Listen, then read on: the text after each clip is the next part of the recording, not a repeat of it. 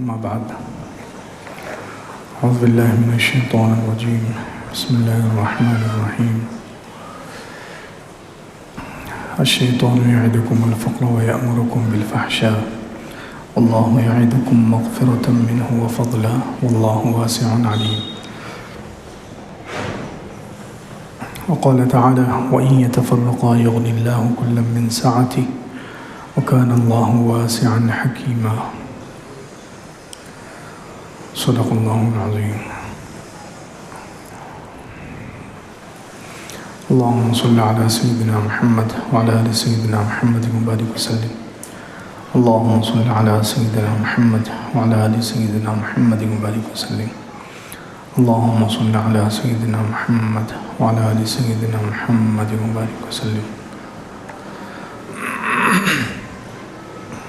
بزرگان محترم، اللہ رب العزت کے مبارک ناموں کا تذکرہ الحمدللہ چل رہا ہے. پچھلے ہفتے المجیب جو اللہ تعالیٰ کا نام ہے اس کے بارے میں تذکرہ ہوا تھا. ایک اور نام ہے اللہ رب العزت کا الواسع. واسع، الواسع یا موسع، یہ بھی قرآن میں استعمال ہوا. یہ بھی اللہ رب العزت کا نام ہے. اس کے معنی ہے کشادگی دینے والا، راستے کھلنے والا، زیادہ دینے والا. واسع بہت دینے والا، کشادگی اور ہر نعمت کے دروازے کھولنے والا، اس کو کہتے ہیں الواسع. قرآن پاک میں بہت ساری جگہ اللہ رب العزت نے اپنے اس مبارک نام کو استعمال کیا ہے. جیسے تیسرے پارے میں اللہ رب العزت نے فرمایا الشیطان یعدکم الفقر ویأمرکم بالفحشاء واللہ یعدکم مغفرۃ منہ وفضلا واللہ واسع علیم. جب انسان اپنا مال اللہ کے راستے میں خرچ کرنا چاہتا ہے تو شیطان اس کو روکتا ہے، شیطان گمراہ کرتا ہے، وسوسے ڈالتا ہے. تو اللہ رب العزت نے اس کا تذکرہ کیا ہے. الشیطان یعدکم الفقر، شیطان تم سے وعدہ کرتا ہے فقر و فاقے کا. اگر تم اللہ کے نام پر پیسہ دو گے، اللہ کے راستے میں اللہ کے نام پر اللہ کی رضا کے لیے تم پیسہ خرچ کرو گے تو تم فقیر ہو جاؤ گے، تم غریب ہو جاؤ گے. تو شیطان تمہیں ڈراتا ہے، تم سے وعدہ کرتا ہے فقر و فاقے کا. وَيَأْمُرُكُمْ بِالْفَحْشَاءِ، اور بری باتوں کا حکم دیتا ہے. یعنی اچھی جگہ جہاں اللہ تعالیٰ خوش ہو جائے، راضی ہو جائے، ایسی جگہ پر مال نہیں لگانے دیتا. ہاں وہی مال گناہ میں لگ جائے تو شیطان وہاں نہیں روکے گا. بے حیائی میں، فحاشی میں، رسم و رواج میں، گناہوں میں، نافرمانیوں میں لگ جائے، وہاں شیطان یہ نہیں کہے گا کہ یہاں مت خرچ کرو تم غریب ہو جاؤ گے. وہ اچھی جگہ سے مال بچا کر بری جگہ لگاتا ہے. اور آگے فرمایا واللہ یعدکم مغفرۃ منہ وفضلا. اس کے مقابلے میں اللہ تعالیٰ تم سے وعدہ کرتا ہے مغفرت کا اور فضل کا. یعنی تم اللہ کے نام پر جب خرچ کرو گے تو اللہ تعالیٰ تمہیں یہ دو انعام تو دیں گے. ایک تو اللہ تعالیٰ تمہارے گناہ معاف کریں گے اور فضل مزید بڑھا کر دیں گے.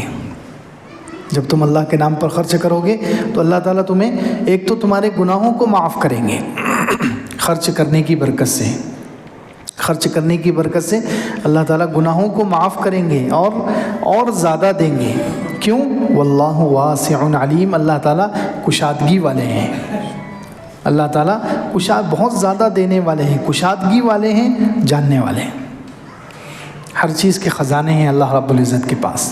تو واسع، کشادگی دینے والا، راستے کھولنے والا، بہت زیادہ نعمت دینے والا، اس کو کہتے ہیں واسع. اسی طرح یہ نام اللہ رب العزت نے استعمال کیا ایک اور جگہ پر. سورہ نور میں ہے، اللہ رب العزت نے فرمایا وَأَنْكِحُوا الْأَيَامَ مِنْكُمْ وَالصَّالِحِينَ مِنْ عِبَادِكُمْ وَإِمَائِكُمْ. تم میں سے جو بے نکاح ہیں، لڑکے لڑکیاں ان کا نکاح کر دو۔ عام طور پر نکاح سے آج کل بھی لوگ اس لیے ڈرتے ہیں کہ ابھی بچہ کمانے کے قابل نہیں ہوا، بچہ اپنے پیروں پر کھڑا نہیں ہوا، تو اللہ رب العزت کہہ رہے ہیں وَأَنْكِحُوا الْأَيَامَ مِنْكُمْ وَالصَّالِحِينَ مِنْ عِبَادِكُمْ وَإِمَائِكُمْ، تم میں سے جو بے نکاح ہیں لڑکے اور لڑکیاں، تم ان کا نکاح کر دیا کرو، باندیاں ہیں ان کا بھی نکاح کر دیا کرو۔ إِن يَكُونُوا فُقَرَاءَ يُغْنِهِمُ اللَّهُ مِنْ فَضْلِهِ، اگر وہ غریب ہیں اللہ ان کو اپنے فضل سے مالدار کر دے گا۔ وَاللَّهُ وَاسِعٌ عَلِيمٌ، اللہ تعالیٰ کشادگی والا ہے، بہت زیادہ دینے والا ہے، ہر نعمت کے دروازے کھولنے والا ہے، واسع۔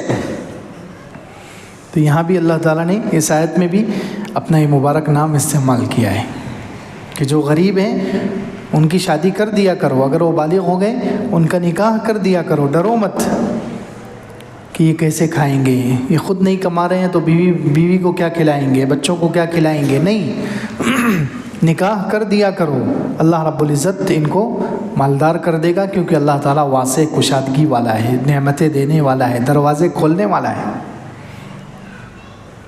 اسی طرح یہ نام اللہ رب العزت نے استعمال کیا ہے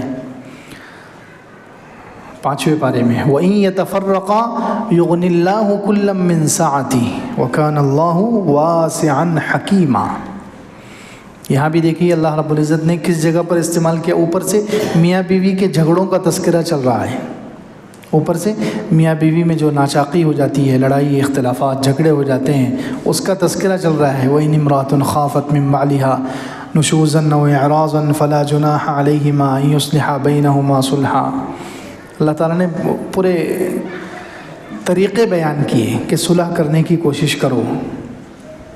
اگر کسی کو بیوی سے ڈر ہے کہ اس کی بیوی بہت جھگڑالو ہے، زبان دراز ہے، اس سے اختلاف کا ڈر ہے، تکلیف کا ڈر ہے، تو دونوں طرف کے کچھ لوگوں کو ملاؤ، لڑکا اور لڑکی دونوں طرف سے کچھ لوگ بیٹھیں اور صلح کرنے کی کوشش کریں۔ لیکن اگر صلح نہ ہو سکے تو آگے کیا فرمایا وَإِن يَتَفَرَّقَا يُغْنِ اللَّهُ كُلًّا مِّن سَعَتِهِ۔ کوئی ضروری نہیں ہے کہ شادی ہو گئی، نکاح ہو گیا تو زندگی بھر ساتھ ہی رہنا ہے، کوئی ضروری نہیں ہے، یہ کہہ رہے ہیں۔ بہت سارے لوگ سمجھتے ہیں کہ نکاح ہو گیا تو بس اب ساتھ میں ہی رہنا ہے، چاہے بیوی وہ بیچاری ایک لمحہ اس کو سکون نہیں ہے، شوہر اتنا ظالم ہے، اتنا بد کردار ہے، اتنا برا ہے، لیکن خاندان والے گھر والے اس کو مجبور کر رہے ہیں تجھے وہیں رہنا ہے۔ یا بعض مرتبہ بیوی ایسی خطرناک ہوتی ہے کہ شوہر کو ہر لمحہ ٹینشن میں گزرتا ہے، مصیبت میں گزرتا ہے، اور گھر والے کہتے ہیں کہ مت چھوڑو، تو اللہ تعالیٰ فرما رہے ہیں فکر مت کرو۔ اگر وہیں یتفرقا، اگر لڑائی کی وجہ سے دونوں الگ بھی ہو گئے، طلاق ہو گئی، خلا ہو گئی، الگ بھی ہو گئے، تو اللہ رب العزت دونوں کو دے دے گا، کیونکہ اللہ تعالیٰ وسعت والا ہے۔ بیوی کو، عورت کو دوسرا شوہر مل جائے گا اور شوہر کو دوسری بیوی مل جائے گی، دونوں کو اللہ رب العزت دے دے گا۔ وَإِن يَتَفَرَّقَا يُغْنِ اللَّهُ كُلًّا مِّن سَعَتِهِ۔ اگر دونوں جدا بھی ہو گئے، کوشش تو یہ کرنی چاہیے کہ نکاح باقی رہے، کسی طریقے سے صلح ہو جائے، لیکن نہ ہو سکے تو زبردستی زندگی بھر نبھاتے رہنا اور زندگی بھر روزانہ گویا جہنم میں گزارنا کوئی ضروری نہیں ہے۔ وَإِن يَتَفَرَّقَا، اگر جدا بھی ہو گئے کسی وجہ سے، نباہ نہیں ہو سکا، يُغْنِ اللَّهُ كُلًّا مِّن سَعَتِهِ، اللہ دونوں میں سے ہر ایک کو بے نیاز کر دے گا، دونوں میں سے ہر ایک کو دے گا۔ کیوں؟ وَكَانَ اللَّهُ وَاسِعًا حَكِيمًا۔ اللہ تعالیٰ بہت کشادگی والا ہے، بہت راستے ہیں اس کے پاس دینے کے لیے، بہت دروازے ہیں اس کے پاس، بہت نعمت کے خزانے ہیں اس کے پاس، بہت وسعت والا ہے اللہ تعالیٰ۔ اللہ تعالیٰ کشادگی والا ہے۔ وَكَانَ اللَّهُ وَاسِعًا حَكِيمًا۔ اسی طرح یہ نام اللہ رب العزت نے استعمال کیا ہے 3 پارے میں ایک اور جگہ، قُلْ إِنَّ الْفَضْلَ بِيَدِ اللَّهِ يُؤْتِيهِ مَن يَشَاءُ وَاللَّهُ وَاسِعٌ عَلِيمٌ۔ یہاں بھی اللہ تعالیٰ نے یہاں اوپر سے ہدایت کا اور ایمان کا تذکرہ ہو رہا ہے، ہدایت کا اور ایمان کا تذکرہ ہو رہا ہے۔ بعض مرتبہ مشرکین کہتے تھے کہ محمد صلی اللہ علیہ وسلم پر ہم ایمان قبول کریں گے جب وہ ہماری مرضی کی بات کریں گے، جب وہ ہمارے فیور کی بات کریں گے، ہمارا دل جو پسند کرتا ہے ویسی بات کریں گے تو ہم ایمان لے آئیں گے. اگر وہ ہماری مرضی طبیعت کے خلاف، ہماری چاہت کے خلاف بات کریں گے تو ہم ایمان قبول نہیں کریں گے. تو وہاں اللہ رب العزت نے فرمایا قل ان الفضل بید اللہ قل ان الہدی ہدی اللہ، آپ کہہ دیجئے کہ ہدایت وہی ہے جو اللہ ہدایت دے، ہدایت اللہ کی طرف سے ہے. اور آگے کہا فضل اللہ کی طرف سے جس کو چاہے ملتا ہے. ایمان ملنا یہ اللہ کی طرف سے ہوتا ہے. ایمان کا مل جانا، ہدایت کا مل جانا، فضل کا مل جانا یہ اللہ کے ہاتھ میں ہے. قل ان الفضل بید اللہ یؤتیہ من یشاء، اللہ جس کو چاہتا ہے دیتا ہے. واللہ واسع علیم، اللہ تعالیٰ وسعت والا ہے، کشادگی والا ہے اور جاننے والا ہے. وسعت، کشادگی، خزانے اللہ رب العزت کے پاس ہیں. ہدایت کے خزانے ہوں، ایمان کے خزانے ہوں، فضل کے خزانے ہوں، یہ سب اللہ رب العزت کے ہاتھ میں ہیں، اللہ رب العزت کے قبضے میں ہیں. اللہ رب العزت وسعت والا ہے، کشادگی والا ہے. اسی طرح اللہ رب العزت کا انعام استعمال ہوا ہے دوسرے پارے کے آخر میں. ایک جگہ بنی اسرائیل کے ایک نبی گزرے ہیں، حضرت یوشع، یا مختلف تفسیروں میں ان کا الگ الگ نام ذکر کیا گیا ہے. تو ان سے ان کی قوم نے کہا، وقال لهم، ان سے ان کی قوم نے کہا کہ آپ اللہ سے دعا کر کے ہمارے اوپر ایک کوئی بادشاہ متعین کر دیجئے. اللہ تعالیٰ سے مانگ کر، اللہ تعالیٰ سے دعا کر کے کہیے، اللہ رب العزت سے درخواست کیجئے کہ وہ ہمارے لیے کوئی بادشاہ بھیج دے، ہمارے لیے کوئی بادشاہ بھیج دے. کیونکہ اس زمانے میں بنی اسرائیل کے حالات بہت خراب ہو چکے تھے. بنی اسرائیل کے حالات بہت خراب ہو چکے تھے، بہت زیادہ ان پر اللہ کے دشمنوں کا قبضہ، کنٹرول، اور اس کی وجہ سے بنی اسرائیل بہت تباہ و برباد ہو گئے تھے. اور مزید ان پر مشکلات چل رہی تھی. ظالم لوگ ان پر مسلط تھے، ظلم کر رہے ہیں، ان کو چکی میں پیس رہے ہیں، ان کو نقصان پہنچایا جا رہا ہے، ایسے حالات تھے. تو اس وقت بنی اسرائیل کے تمام لوگوں نے مل کر نبی سے درخواست کی کہ آپ اللہ سے دعا کر کے کسی کو ہمارے اوپر بادشاہ بنا دیجئے. تو نبی جو تھے انہوں نے اللہ سے دعا کی، پھر دعا قبول ہوئی. اللہ تعالیٰ نے طالوت نام کے ایک آدمی تھے، ان پر بادشاہ بنا دیا. وقال لهم نبيهم ان اللہ قد بعث لكم طالوت ملکا، ان کے نبی نے ان سے کہا کہ اللہ نے تم پر طالوت کو بادشاہ بنا کر بھیج دیا ہے. طالوت ایک شخص تھے، غریب تھے بیچارے، مالدار نہیں تھے، غریب آدمی تھے. تو ایسے ایک غریب آدمی تھے، ان کو اللہ رب العزت نے بنی اسرائیل پر بادشاہ بنا دیا. نبی نے دعا کی اور نبی کو اللہ تعالیٰ نے وحی بھیجی کہ طالوت کو ہم ان کا بادشاہ بنا رہے ہیں. تو نبی نے ان کو خبر دی. وقال لهم نبيهم ان اللہ قد بعث لكم طالوت ملکا، اللہ نے طالوت کو تمہارے اوپر بادشاہ بنا دیا ہے. قالوا انا يكون له الملك علينا ونحن احق بالملك منه ولم يؤت سعة من المال. اور بنی اسرائیل تو تھے ہی ٹیڑے، ہے ہی آج بھی وہ یہودی، بہت زیادہ مزاج میں ان کے کجی، ٹیڑھاپن اور فطرت کے خلاف جانا، اللہ کے احکامات کی نافرمانی اور سرکشی کرنا، یہ ان کے اندر کٹ کٹ کے بھرا ہوا ہے. تو وہ کہنے لگے انا یکون له الملک علینا، یہ آدمی ہمارے اوپر کیسے بادشاہ ہو سکتا ہے؟ ہم بادشاہت کے زیادہ حقدار ہیں، ہم اپنی قوم پر بادشاہت کے زیادہ حقدار ہیں. ولم یؤت سعة من المال، اس کے پاس تو مال بھی نہیں ہے، اس شخص کو تو مال کی کشادگی نہیں دی گئی ہے، مال بھی نہیں دیا گیا ہے. تو نبی نے جواب دیا قال ان اللہ اصطفاہ علیکم، اللہ نے اس کو تمہارے اوپر چنا ہے، میں اپنی طرف سے نہیں بنا رہا ہوں. کس نے چنا ہے؟ اللہ نے چنا. ان اللہ اصطفاہ علیکم وزادہ بسطۃ فی العلم والجسم. ٹھیک ہے مال نہیں ہے ان کے پاس، لیکن علم اور جسم دو چیزوں میں یہ بہت مضبوط ہے. علم اور جسم دونوں چیزیں چاہیے لیڈرشپ کے لیے، بادشاہ کے لیے، وہ دونوں چیزیں ان کے پاس ہیں. اللہ تعالیٰ نے اس لیے ان کو چنا ہے. یہ ان کے پاس مال تو تم سے زیادہ نہیں ہے، لیکن علم اور جسم میں یہ تم سب سے زیادہ ہے. وَزَادَهُ بَسْطَةً فِي الْعِلْمِ وَالْجِسْمِ وَاللَّهُ يُؤْتِي مُلْكَهُ مَن يَشَاءُ. اللہ جس کو چاہتا ہے بادشاہت دیتا ہے. واللہ واسع علیم، اللہ تعالیٰ وسعت. دیکھیے یہاں پر یہ نام استعمال ہوا واسع، اللہ تعالیٰ کشادگی والا ہے، اللہ تعالیٰ نعمتوں کے دروازے کھلنے والا، زیادہ دینے والا، واسع کشادگی دینے والا اللہ ہے. اللہ جس کو چاہے بادشاہت دے دے، جس کو چاہے منتخب کر دے. اب تمہیں ان کو ماننا پڑے گا. تو خیر یہ ایک دوسرے پارے میں بھی ایک جگہ استعمال ہوا. اسی طرح آسمان، زمین سے زیادہ بڑے اور لمبے چوڑے آسمان ہیں. زمین سے زیادہ بڑے اور لمبے چوڑے آسمان ہیں. آسمانوں کے بارے میں اللہ رب العزت نے فرمایا وَالسَّمَاءَ بَنَيْنَاهَا بِأَيْدٍ وَإِنَّا لَمُوسِعُونَ. یہ سورہ زاریات میں ہے 27ویں پارے میں کہ ہم نے آسمان کو بنایا اپنے ہاتھ سے. وَالسَّمَاءَ بَنَيْنَاهَا بِأَيْدٍ. اللہ رب العزت فرما رہے ہیں ہم نے آسمانوں کو اپنے ہاتھ سے بنایا. وَإِنَّا لَمُوسِعُونَ. اور ہم ہی اس کو پھیلانے والے ہیں. ایک مطلب تو یہ ہے کہ اللہ تعالیٰ نے پہلے پھیلا دیا اس کو. پہلے زمین سے زیادہ چوڑا، زمین سے زیادہ لمبا، زمین سے زیادہ وسیع اور کشادہ اللہ تعالیٰ نے آسمانوں کو پہلے بنا دیا ہے. ایک مطلب تو اس کا یہ ہے. اور دوسرا مطلب یہ بھی ہے وَإِنَّا لَمُوسِعُونَ. ہم اس کو پھیلانے والے ہیں، یعنی آسمانوں سے ہم رزق اتارتے ہیں.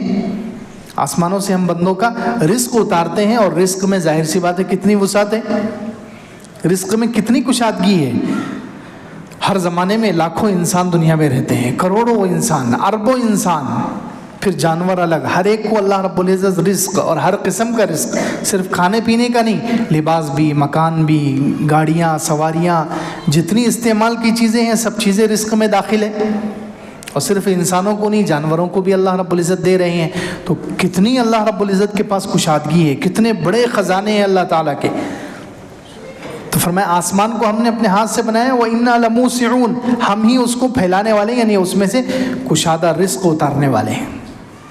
اور ایک مطلب اس کا یہ بھی بیان کیا گیا جو آج کل کی سائنس بھی اس کی تصدیق کرتی ہے، سائنس بھی اس کو مانتی ہے. وہ کیا ہے کہ ہم نے آسمان کو بنایا اپنے ہاتھ سے. وَإِنَّا لَمُوسِعُونَ. ہم اس کو مسلسل پھیلا رہے ہیں. اللہ اکبر. یعنی آسمان ایک جگہ پہ نہیں ہے، زمین تو ایک جگہ پر ہے، جتنی ہے اتنی ہی ہے، لیکن آسمان روزانہ بڑھتا جاتا ہے. وہ جب سے بنا ہے آج تک. تو سائنس بھی اس کو مانتی ہے کہ ہاں آسمان کہیں سے پھیل رہا ہے، آسمان پھیل رہا ہے. اللہ رب العزت نے پہلے ہی کہہ دیا 1400 سال پہلے، سبحان اللہ، کہ ہم نے آسمان کو اپنے ہاتھ سے بنایا. وَإِنَّا لَمُوسِعُونَ. اور ہم اس کو پھیلا رہے ہیں. یعنی مسلسل وہ کشادہ ہو رہا ہے، چوڑا ہو رہا ہے، پھیل رہا ہے، مسلسل بڑھ رہا ہے. کتنا بڑا آسمان ہے، اللہ اکبر. تو اللہ رب العزت نے وہاں پر اپنا یہ موسع، واسع سے ہی نکلا ہے یہ بھی کہ اللہ تعالیٰ پھیلا رہا ہے آسمان کو. اللہ تعالیٰ کشادہ کرنے والا ہے. کتنی کشادگی ہے اللہ رب العزت کے پاس، کتنے خزانے ہیں اللہ تعالیٰ کے پاس، کیسی وسعت ہے اللہ تعالیٰ کے پاس. اسی طرح اللہ تعالیٰ نے مخلوقات کے بارے میں فرمایا. فرشتوں کے بارے میں دیکھ لیجئے، سورہ فاطر میں ہے. سورہ فاطر کی پہلی آیت ہے الحمدللہ فاطر السماوات والارض. تمام تعریفیں اس اللہ کے لیے ہے جو آسمان اور زمین کو بڑے بغیر نمونے کے بنانے والا ہے. جاعل الملائکۃ رسلا اولی اجنحۃ مثنی وثلاث ورباع. اللہ رب العزت آسمان اور زمین کا بھی بنانے والا ہے اور فرشتوں کو بھی بنانے والا ہے. اور فرشتوں کو اللہ تعالیٰ نے پر دیے ہیں. اولی اجنحۃ مثنی، کسی کو 2، کسی کو ثلاثہ 3، کسی کو رباع 4. یزید فی الخلق ما یشاء. جو چاہتا ہے اللہ رب العزت اپنی مخلوقات میں اضافہ کرتا ہے، اپنی مخلوق کو بڑھاتا رہتا ہے. اللہ رب العزت ہر چیز پر قادر ہے. اب دیکھیں فرشتے، کتنے فرشتے ہیں، اللہ اکبر. مثال کے طور پر انسانوں کے ساتھ، ہر انسانوں کے ساتھ 2 فرشتے ہیں حساب کتاب رکھنے والے، دائیں طرف بائیں طرف. یہی اگر گن لیا جائے تو اگر 5 ارب انسان ہیں دنیا میں تو 10 ارب فرشتے تو یہی ہو گئے. اگر زمین پر 5 ارب انسان ہیں مثال کے طور پر، تو ہر ایک کے ساتھ 2 فرشتے کتنے ہو گئے؟ 10 ارب. اور 2 حفاظت کرنے والے بھی ہیں بعض حدیثوں میں، وہ اور 10 ارب. ایسے کتنے فرشتے ہیں اللہ رب العزت کی، کتنی اللہ رب العزت کی، اللہ رب العزت واسع ہیں، کشادگی والے ہیں، کھلے خزانوں والے ہیں، کیسے زبردست بنانے والے ہیں کہ اتنے فرشتے ہیں اللہ رب العزت کے. باقی عبادت میں جو آسمانوں پر مشغول ہیں وہ الگ، آسمانوں میں جو بیت اللہ ہے، بیت المعمور ہے، اس کے طواف کرنے والے ان فرشتوں کی کبھی باری نہیں آتی، وہ فرشتے الگ. سبحان اللہ. ہر فرشتے کو اللہ رب العزت نے 2 پر، 3 پر، 4 پر دیے ہیں اللہ رب العزت نے. حضرت جبرائیل علیہ السلام کے 600 پر ہیں. اندازہ لگائیں اللہ رب العزت کی طاقت کے، اللہ رب العزت کے خزانے کتنے وسعت ہیں. اللہ رب العزت الواسع ہے. اس سے ہمیں سمجھ میں آئے گا کہ اللہ رب العزت کشادگی والے ہیں. کیا اللہ رب العزت کے پاس کشادگیاں ہیں، کتنے کھلے خزانے ہیں، اور کیسے اللہ رب العزت دیتے ہیں، کیسے نوازتے ہیں. اسی طرح مخلوقات کے بارے میں اللہ تعالیٰ نے فرمایا کہ ہم جو چاہیں مخلوق میں اضافہ کرتے ہیں. اس سے پہلے بھی یہ بات آئی تھی کہ جانوروں کے بارے میں اللہ تعالیٰ نے کہا سورہ نحل میں کہ ہم نے جانور چوپائے تمہیں دیے ہیں. وَالْأَنْعَامَ خَلَقَهَا لَكُمْ، جانور تمہیں دیے ہیں، گھوڑے، وَالْخَيْلَ وَالْبِغَالَ وَالْحَمِيرَ لِتَرْكَبُوهَا وَزِينَةً، گھوڑے، اونٹ، خچر، یہ جانور تمہیں دیے ہیں سواری کے لیے. اور آگے اللہ تعالیٰ نے فرمایا وَيَخْلُقُ مَا لَا تَعْلَمُونَ، اللہ رب العزت ایسی ایسی سواریاں پیدا کرتا رہے گا قیامت تک جس کو تم نہیں جانتے، جس کو تم نہیں جانتے. تو قیامت تک کی سواریاں، کتنی سواریاں اللہ رب العزت پیدا کر چکے ہیں اور پیدا کریں گے. اسی طرح آگے اسی سورہ نحل میں آگے اللہ رب العزت نے کہا سواریوں میں سے ایک اور سواری ہے کشتی. سواریوں میں ایک اور سواری کیا ہے؟ کشتی. انسان سمندر میں سفر کرتا ہے تو کس پر سفر کرتا ہے؟ کشتی پر. پانی کے جہاز، کشتی. اس کے بارے میں فرمایا وَتَرَى الْفُلْكَ مَوَاخِرَ فِيهِ، آپ دیکھتے ہیں کہ کشتیاں پانی میں چلتی ہیں. اب دیکھیں یہاں اللہ رب العزت نے لفظ کیا استعمال کیا ہے؟ فی، پانی میں. حالانکہ کشتیاں پانی پر چلتی ہیں. کہے پر چلتی ہیں؟ پانی کے اندر تو نہیں چلتی نا، اوپر چلتی ہیں. تو اوپر کے لیے عربی میں لفظ آتا ہے علا. اوپر کے لیے عربی میں لفظ کیا ہے؟ علا، پانی پر. لیکن اللہ رب العزت نے وہاں لفظ فی استعمال کیا. وَتَرَى الْفُلْكَ مَوَاخِرَ فِيهِ، آپ دیکھیں گے کہ کشتیاں اس پانی میں چلتی ہیں. کیا مطلب ہوا؟ مفسرین نے عجیب بات لکھی ہے کہ اللہ رب العزت اصل میں اس لفظ کے ذریعے قیامت تک جو کشتیاں نکلنے والی ہیں اس کا تذکرہ کر رہے ہیں. کیونکہ پہلے زمانے میں تو آبدوز جو کشتی ہے پانی کے اندر جو جاتی ہے، پانی کے اندر بالکل اندر چلتی ہے، جو بالکل پیک ہوتی ہے، اندر آکسیجن وغیرہ سب انتظام ہوتا ہے، آبدوز جس کو کہتے ہیں اردو میں. تو وہ جو کشتی ہے جو پانی کے اندر چلتی ہے، ہزاروں فٹ اندر جا کر اندر ہی سفر کرتی ہے، اوپر سے نظر نہیں آتی، وہ حضور صلی اللہ علیہ وسلم اور صحابہ کے زمانے میں تو نہیں تھی، لیکن آج نکل چکی ہے. اور قیامت تک اور پتہ نہیں اس میں کیا اپڈیٹ ہوگا، کیا نئی اور اس میں تبدیلی آئے گی. اللہ رب العزت نے اس کا بھی تذکرہ کر دیا کہ اللہ رب العزت ان سواریوں کو بھی، ان کشتیوں کو بھی بناتا رہے گا. سبحان اللہ. دیکھیے یہ ہے اللہ رب العزت الواسع، کشادگی والے. اللہ رب العزت الواسع ہیں، کشادگی والے. ہر چیز کے خزانے اللہ رب العزت کے پاس ہے. اتنی کشادگی ہر چیز میں انسانوں کو دیا ہے، سارے اعضاء دیے ہیں، انسانوں کو غذائیں دی ہے، سب کچھ دیا ہے. پوری دنیا اللہ رب العزت نے بنائی ہے اور اللہ رب العزت یہ نظام چلا رہے ہیں. الواسع اللہ رب العزت کا نام ہے، اس کے معنی کشادگی دینے والا. اسی طرح اللہ تعالیٰ انسانوں کی اولاد بڑھاتے ہیں، اولاد میں کشادگی دیتے ہیں. انسانوں کی اولاد میں اللہ تعالیٰ کشادگی دیتے ہیں. جیسے حضرت یوسف علیہ السلام جب مصر شفٹ ہوئے، ملک شام سے مصر میں منتقل ہوئے، حضرت یعقوب علیہ السلام، حضرت یوسف علیہ السلام اور ان کا پورا خاندان. تو وہ حضرت یعقوب علیہ السلام، ان کے 12 بیٹے تھے. کتنے بیٹے تھے؟ 12 بیٹوں کے ساتھ وہ مصر منتقل ہوئے. اب حضرت یعقوب علیہ السلام والد ہیں، باپ ہیں، اور ان کے 12 بیٹے ہیں. یہ ایک پریوار ہے، ایک خاندان ہے. یہ خاندان مصر منتقل ہوا. اب دیکھیں اللہ رب العزت واسع ہیں، اولاد میں کیسے کشادگی دیتے ہیں. کتنا بعض مرتبہ اللہ رب العزت اولاد کو کتنا بڑھاتے ہیں، نسلوں کو بڑھاتے ہیں. تو جب حضرت یعقوب علیہ السلام مصر گئے تو صرف ان کے 12 بیٹے تھے، ایک خاندان تھا. لیکن جب موسیٰ علیہ السلام اس کے بعد چند 100 سال کے بعد حضرت موسیٰ علیہ السلام بنی اسرائیل کو مصر سے لے کر نکلنے لگے تو وہ 12 بیٹوں کے 6 لاکھ آدمی بن گئے تھے. کتنے بن گئے؟ 6 لاکھ آدمی. اللہ اکبر. 6 لاکھ لوگوں کو لے کر حضرت موسیٰ علیہ السلام مصر سے نکل رہے ہیں. یہ ہے اللہ رب العزت الواسع.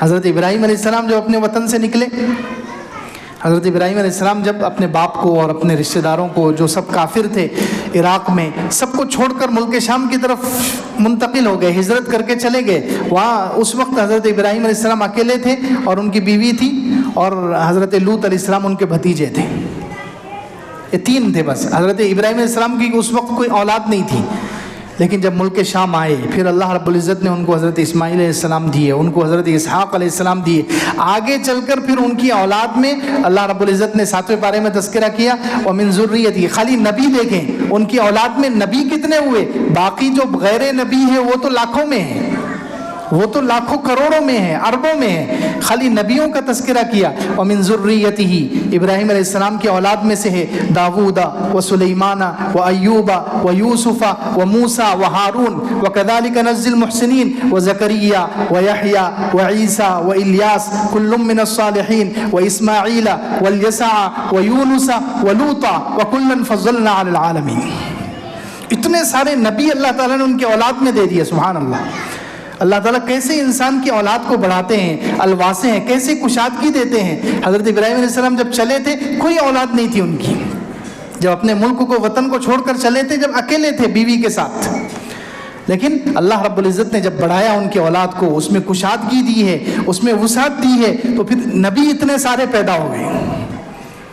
18 نبیوں کا تذکرہ اللہ رب العزت نے یہاں پر کیا، ایسا ہے یہ 2-3 آیتوں میں جو حضرت ابراہیم علیہ السلام کی اولاد میں سے ہیں، 18 نبیوں کا ایک ساتھ تذکرہ کیا ہے، سبحان اللہ۔ اور باقی جو غیر نبی ہیں وہ تو کروڑوں میں ہیں۔ اتنی اللہ رب العزت الواسے ہیں، کشادگی دینے والے، خوب دینے والے، دروازے کھولنے والے ہیں۔ اس لیے ہمیں بھی اللہ رب العزت کے الواسع اس مبارک نام کے ذریعے سے اللہ رب العزت سے مانگنا چاہیے، کشادگی مانگنا۔ ہم تنگی میں ہیں رزق کے اعتبار سے، اولاد کے اعتبار سے، گھر کے اعتبار سے، اپنے حالات کے اعتبار سے، تو اللہ رب العزت کو اس نام کا واسطہ دے کر مانگنا چاہیے۔ یہ اللہ تعالیٰ کے نام جو خاص طور سے بیان کیے جا رہے ہیں، اس کی تشریح کی جا رہی ہے، اس کا مقصد یہ ہے کہ ہم جتنا اللہ تعالیٰ کے ناموں کو، صفات کو جانیں گے، پہچانیں گے، صحیح طرح سے اللہ سے محبت پیدا ہوگی۔ بعض مرتبہ انسان کسی سے محبت کرتا ہے، اس سے پوچھا جائے کہ بھئی فلاں سے، فلاں کرکٹر ہے، فلاں فٹ بالر ہے، فلاں ہیرو ہے، آپ اس سے محبت کرتے ہیں، کیا خاص بات ہے اس کی؟ تو وہ 2-4 خاص باتیں گناتا ہے کہ نہیں گناتا؟ وہ گنائے گا کہ بھئی مجھے اس کی یہ چیز پسند ہے، اس کے اندر یہ کوالٹی ہے، یہ صفت ہے، یہ صفت ہے۔ تو ہم اللہ سے محبت کرتے ہیں، اگر ہم سے پوچھا جائے کیوں محبت کرتے ہیں تو پتہ ہی نہیں، تو پھر جب پتہ نہیں ہوگا تو کیسے ہم اللہ کی محبت بڑھائیں گے؟ تو یہ نام بار بار ہر جمعے میں نام بتائے جا رہے ہیں الگ الگ، اس لیے کہ ہم اللہ کو پہچانیں اس کی صفات کی وجہ سے۔ جتنی اللہ کی صفات ہمیں معلوم ہوگی اتنا اللہ سے محبت بڑھے گی، اور یہ محبت علم کی روشنی میں ہوگی، جس کی وجہ سے ہمارے اندر ایمان میں بھی اضافہ ہوگا، یقین میں اضافہ ہوگا، اور اللہ رب العزت سے ہم لینے والے بنیں گے۔ اللہ تعالی ہمیں عمل کی توفیق عطا فرمائے۔